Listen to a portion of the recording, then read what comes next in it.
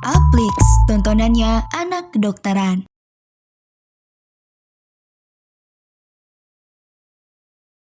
Kali ini. Nah, di video e-learning kali ini kita akan bahas tentang penyakit vaskuler ya.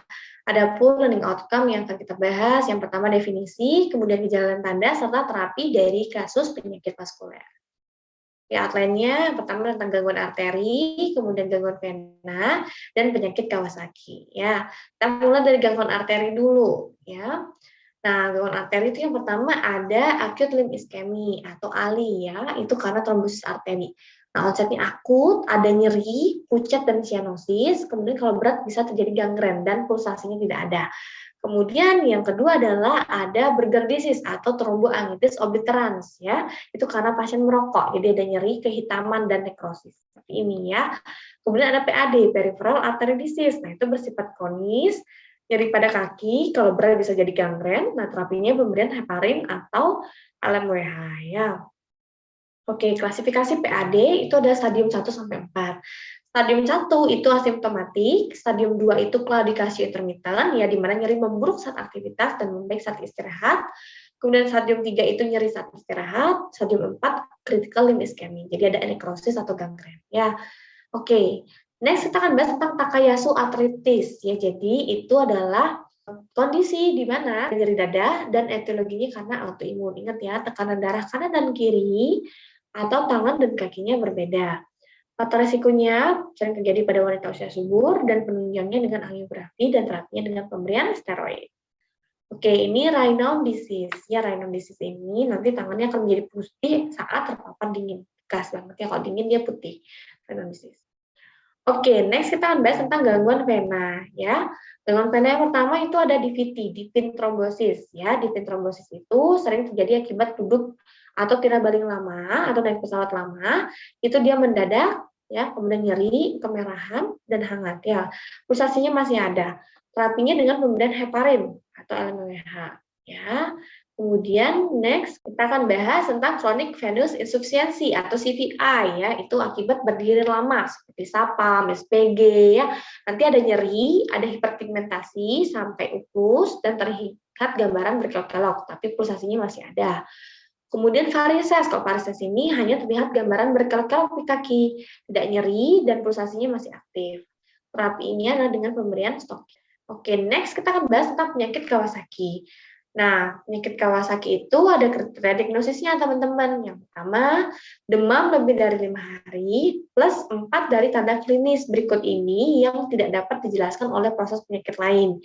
Yang pertama, ada injeksi konjungtiva bilateral, kemudian ada perubahan membran mukosa orofaring, suara bibir, lidah stroberi atau eritematosa bibir, kemudian ada limfadenopati cervical, kemudian ada perubahan ekstremitas ya, adanya eritema atau desquamasi pada tangan atau kaki dan ruam polimorfik. Itu Kawasaki disease. Ya.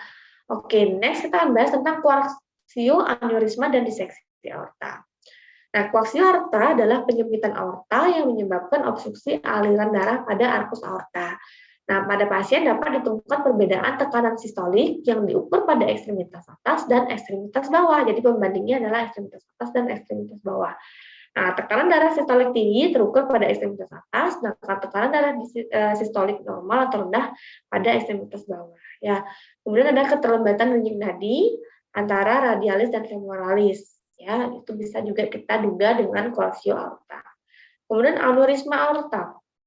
Aneurisma aorta itu merupakan suatu penyakit degeneratif yang berupa dilatasi arteri, ya baik secara terlokalisis maupun difusa, ya. Kemudian diameternya itu bisa lebih dari 50 lebih besar dari diameter normal. Ada aneurisma aorta abdominalis, yang ini yang paling sering, ya kalau pecah bisa menyebabkan hipovolemik dan aneurisma aorta thoracalis, ya. Oke, kemudian ada diseksi aorta. Nah, diseksi aorta itu adalah robeknya dinding aorta di dinding tunika intima. Kasusnya adalah ada nyeri dada tajam seperti disayat atau dirobek. Tulis yang lain adalah tekanan darah tangan kanan dan tangan kiri itu berbeda, lebih dominan tangan kanan, lebih besar ya. Kemudian ketemu murmur diastolik di ICS2 parasternal line kanan. Ingat ya, ICS2 parasternal line kanan. lumur diastolik ya. Pelaksananya farmakologinya, misalnya ketemu aorta diskenden, kita berikan antihipertensi. Kalau misalnya dia melibatkan aorta ascendens, kita perlu lakukan pembedahan.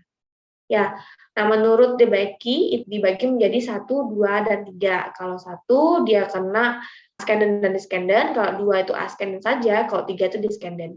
Kalau berdasarkan Stanford itu dibagi menjadi A dan B. Kalau A itu dia mengenai ascendens dan descendens, kalau B itu hanya descendens. Oke, next kita akan bahas subclavian-Still syndrome ya. Subclavian-Still syndrome ini atau SSS adalah sekelompokan gejala yang menunjukkan adanya darah yang mengalir berbalik arah pada pembuluh darah subclavia dan vertebralis yang terjadi akibat adanya penyempitan pada pembuluh darah subclavia. Ya, ini subclavian-Still syndrome. Nah, jika melakukan pengukuran tekanan darah pada lengan kanan dan kiri, perbedaan tekanan darahnya dapat mencapai 15 mm Hg. Nah, ini subclavian-Still syndrome ya. Oke, next kita akan bahas tentang limfanitis dan limfedema.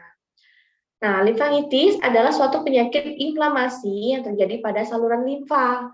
Bisa diakibatkan karena infeksi oleh patogen, baik bakteri maupun non-bakterial, yang terjadi pada bagian distal saluran limfa. Manifestasi klinisnya adalah ada garis linier irreguler dan erimatosa yang memanjang dari situs infeksi primer menuju limfa nodul regional terdekat. Ya, nanti ada demam, menggigil, aises, sefalgia, mialgia, dan hilang nafsu makan. Terapinya adalah pemberian antibiotik seperti dosis siklin 500 mg tiap 6 jam atau itaconazole 1-200 mg per hari atau ceftriaxone 1 gram IM dilanjutkan 500 mg tiap 6 jam atau clindamycin atau cotrimoxazole ya. Kemudian limfedema. Limfedema ini merupakan pembengkakan jaringan karena kegagalan transport dan pengumpulan cairan intestinal yang disebabkan kerusakan pembuluh darah ya. Jadi cuma membengkak aja nih, nggak ada inflamasi gitu ya. Dari anamnesis ya, temukan kira-kira penyebab, dari riwayat penyakit pasien, cari tanda-tanda keganasan, cari tanda-tanda infeksi cacing filariasis atau operasi kelenjar getah bening. Kemudian ada edema pitting atau luka pada ekstremitas. Terapinya sesuai dengan etiologi ya. Kalau filariasis berikan dietilkarbamesin atau dosis siklin, kemudian diuretik tidak direkomendasikan. Oke, kita kuis dulu. Ini Ani, berusia 45 tahun, datang dengan keluhan kehitaman pada jari-jari tangannya ya. Keluhan ini dirasakan seminggu yang lalu. Keluhan demam di sangkal, riwayat penyakit diabetes mellitus, dan tekanan darah tinggi di sangkal. Riwayat trauma di sangkal, pasien memiliki riwayat merokok sejak SMP. Pada pemeriksaan fisik, tekanan darah masih bagus, saturat bagus, RR-nya bagus, suhunya masih oke.